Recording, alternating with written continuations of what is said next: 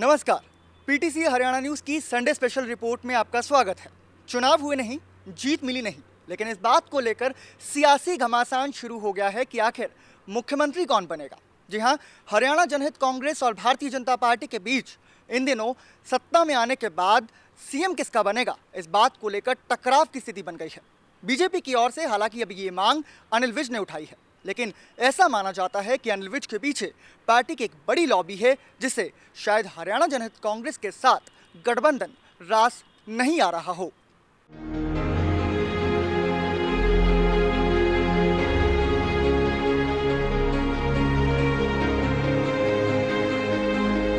हरियाणा जनहित कांग्रेस और भारतीय जनता पार्टी दोनों के बीच हरियाणा में सियासी गठबंधन है।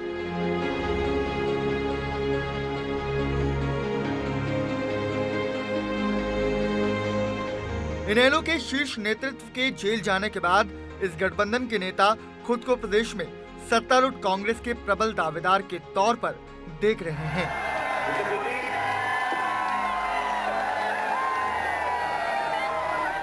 दोनों पार्टियों को लगता है कि अगले चुनावों में हरियाणा की जनता उन्हें प्रदेश की कमान सौंप सकती है। लेकिन फिलहाल सवाल यह है कि क्या गठबंधन के बीच सब कुछ ठीक चल रहा है।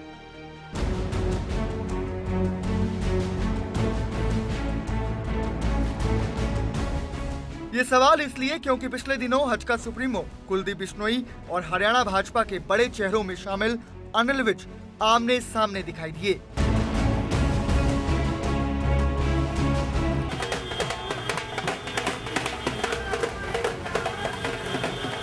दरअसल पार्टी का प्रदेश अध्यक्ष बनने के बाद रामविलास शर्मा प्रदेश भर के दौरे पर हैं और हर जिले में पार्टी कार्यकर्ता उनका नागरिक अभिनंदन कर रहे हैं।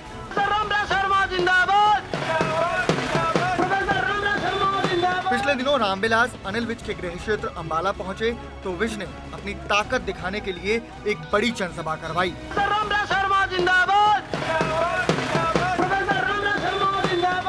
और इसी जनसभा में दिया एक बयान बन गया विवाद की वजह। दरअसल जनसभा के मंच से विज ने गठबंधन की सरकार बनने पर पहले हजका का मुख्यमंत्री बनाए जाने के फॉर्मूले पर सवाल उठा दिए।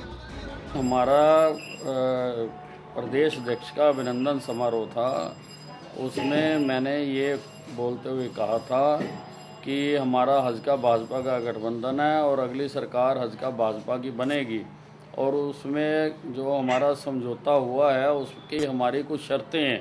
2.5 साल के लिए पहले कुलदीप बिश्नोई चीफ मिनिस्टर होगा और बाद में भाजपा का होगा। मैंने कहा था कि ये हम चाहेंगे, हाई कमांड से अनुरोध करेंगे कि इस क्लॉज में के ऊपर पुनर्विचार किया जाए और वो हम जल्दी ही हाई कमांड को मिलकर अपनी बात कहेंगे।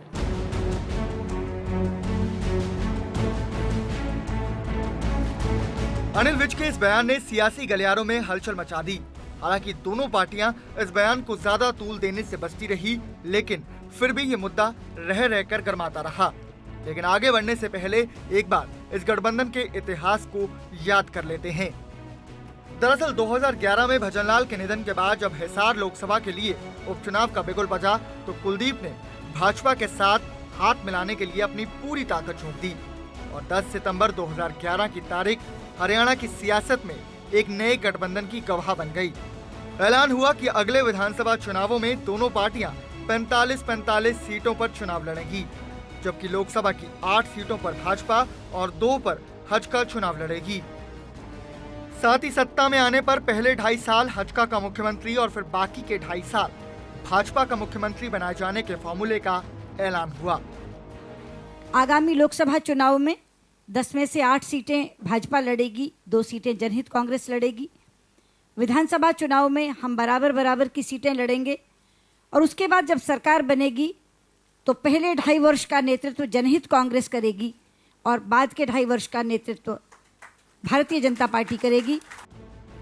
लेकिन अब इसी फॉर्मूले पर पार्टी के अंदर से सवाल उठने लगे हैं। जिस दिन से जो समझौता हुआ है, भारतीय जनता पार्टी को ये इस बात थोड़ी हजम नहीं हो रही थी। भारतीय जनता पार्टी के कार्यकर्ता उसी दिन से ये चाह रहे थे कि जहाँ तो ये शर्त होनी चाहिए कि जिसके ज़्यादा एमएलए आए उसका चीफ मिनिस्टर बने और जहाँ ये शर्त हो कि पहले भाजपा का बने, क्योंकि भाजपा राष्ट्रीय पार्टी है, बड़ी पार्टी है। हरियाणा में भी हम हल्का से ज़्यादा मजबूत और बड़ी पार्टी हैं, इसलिए पहले मौका भाजपा को दिया जाना चाहिए। हालांकि अनिल विज की इस बयानबाजी को पार्टी के प्रदेश अध्यक्ष रामविलास शर्मा ने उनका व्यक्तिगत विचार बताकर सिरे से खारिज कर दिया था। हमारा हर कदम कदम पर दोनों पार्टियों के कार्यकर्ता, उनका तालमेल बड़ा अच्छा है। जहां तक श्री अनिल विज का कहना है, अनिल विज हमारे विधायक दल के नेता हैं, उनकी एक व्यक्तिगत राय है, कल हमारी उनसे बात हुई। लेकिन शर्मा की सफाई के बाद भी मामला ठंडा नहीं पड़ा, क्योंकि बयानों की इस जंग में हजका की बारी अभी बाकी थी। 2 दिन बाद कुलदीप मीडिया के सामने आए तो उनकी नाराजगी साफ दिखी। सरकार का गैर जिम्मेदाराना बयान तो देने से उनके कार्यकर्ताओं में दुख हुआ होगा, लेकिन हरियाणा जनहित कांग्रेस पार्टी है, भारतीय जनता पार्टी का गठबंधन मजबूत है, अटल है। और जैसा रामविलास शर्मा जी ने कहा कि भाई हमने उनको हिदायत दे दी है कि आइंदा बोलने से पहले ऊपर के नेताओं से परमिशन जरूर ले लें। उन्होंने वो उन पद क्लियर कर चुके हैं। हमारे मन में कोई मैल नहीं है, गठबंधन सशक्त है, मजबूत है और मजबूती से सरकार बनाएगा। हालांकि वो कहते रहे कि हमारा गठबंधन मजबूत है, लेकिन अपनी सहयोगी पार्टी के जिस नेता के बयान पर ये पूरा बवाल था, उन्हें छुटभैया नेता कहकर कुलदीप उन पर पलटवार करने की कोशिश में भी नजर आए। भारतीय जनता पार्टी के जो वरिष्ठ नेता हैं, उन्होंने पूर्ण रूप से आशीर्वाद हल्का भाजपा गठबंधन को दिया है और क्लियर कट सुषमा जी गडकरी साहब यहाँ तिरसा में आके बोल के गए हैं कि चट्टान की तरह मजबूत और कुलदीप मुख्यमंत्री बनेगा। उससे बड़ा प्रूफ और क्या हो सकता है? बाकी छोटे मोटे लीडर बोलते रहे, उससे कोई फर्क नहीं पड़ता। वैसे छुटभैया कहे जाने पर जवाब देने में विज ने भी देर नहीं लगाई। नहीं, ये हर आदमी की अपनी मानसिकता होती है कि कौन किसको क्या समझता है, और मैं उसकी बात का कोई जवाब नहीं देना चाहता हूँ, क्योंकि वो समय समय पर कई प्रकार की ऐसी बातें करते रहते हैं जिनका राजनीति में जवाब देना उचित नहीं होता। नहीं, सुप्रीम होगा वो अपनी पार्टी का है ना, हमारी पार्टी का तो नहीं है ना। हमने जो बात कर रही है अपनी पार्टी के नेताओं से।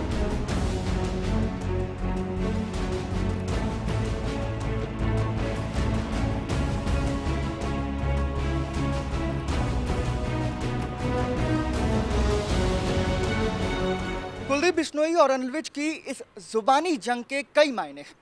इस बयानबाजी से साफ है कि दोनों नेता एक दूसरे को तवज्जो नहीं देना चाहते हैं।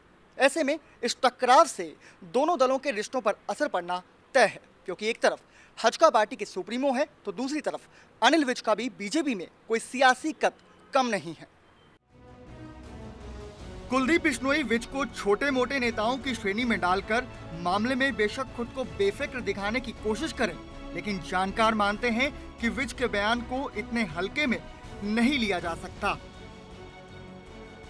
उत्तर प्रदेश में देखा उन्होंने, छत्तीसगढ़ में देखा कि जब गठबंधन की सरकार बनी और बीजेपी ने किसी को पहले दे दिया मौका तो पूरा सिरे नहीं चढ़ा। उन्होंने अपने 2.5 साल भोग के और बीजेपी को बाहर कर दिया। तो वो उनका दलील है कि बीजेपी राष्ट्रीय स्तर की पार्टी है, एकदम से ऐसे नहीं लगना चाहिए। बीजेपी के विज की बयान का जो मतलब है उसको मैं एक पत्रकार के नाते मानता हूं कि वो उसको हल्के में नहीं लिया जा सकता। कुछ ना कुछ अंदर कुछ पक रहा है उनके, अगर इस बयान को महत्वता देखी जाए, क्योंकि वो बार बार रिट्रेट कर रहे हैं। वैसे विज के इस बयान पर खुद भाजपा के अंदर ही एक बड़ा तबका इत्तेफाक रखता है। रतनलाल कटारिया जैसे बड़े नेता विज के सुझाव पर विचार करने की बात कहते हैं। हालांकि वो साफ करते हैं कि मामला सुलझा लिया जाएगा, लेकिन ये भी मानते हैं कि ऐसे बयानों से गठबंधन पर बुरा